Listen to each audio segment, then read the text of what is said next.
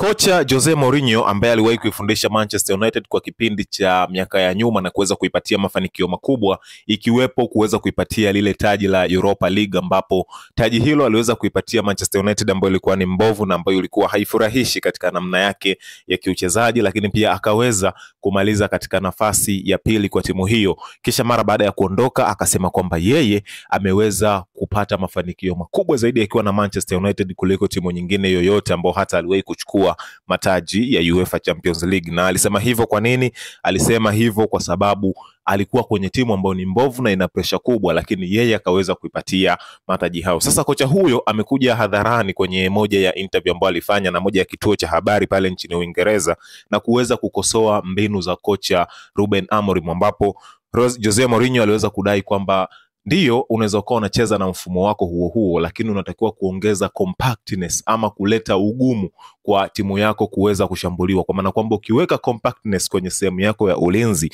basi itakuwa ni ngumu kwa timu yako kuweza kushambulia. Ndio maana kuna makocha wengi ambao wanakuwa na mbinu hiyo siku zote, lakini muundo wao wa kiuchezaji unakuwa ni wa kitofauti na ambao unakuwa unawafanya wao wasiweze kufikika kirahisi. Na hiyo akaweza kumtolea kocha wa zamani wa klabu ya Liverpool pamoja na timu ya Everton na vilabu vingine barani Ulaya, Rafa Benitez, kuwa alikuwa akitumia ishara ya mikono ambayo ikionyesha kama kubana sehemu, na hiyo ilikuwa ikimaanisha kwamba either ana defend kwa kutumia low block ama anakuwa kwenye ile high block, lakini mwisho wa siku anatengeneza ugumu kwa timu pinzani kuweza kupata nafasi ambazo zitaitumia kuweza kuishambulia na kuiadhibu vibaya timu yake. Kwa hiyo yeye Jose Mourinho anaamini kwamba hata kama Ruben Amorim ataendelea na mfumo wake, lakini asifanye timu yake ikacheza kwa namna ambayo inakuwa iko wazi sana kiasi kwamba inakuwa ni rahisi kuweza kufikika kwa wapinzani na kisha ikiweza kushambuliwa na kupoteza michezo yake ambayo inakuwa ikicheza. Kwa sasa hivi Manchester United kwenye ligi imeshacheza michezo 4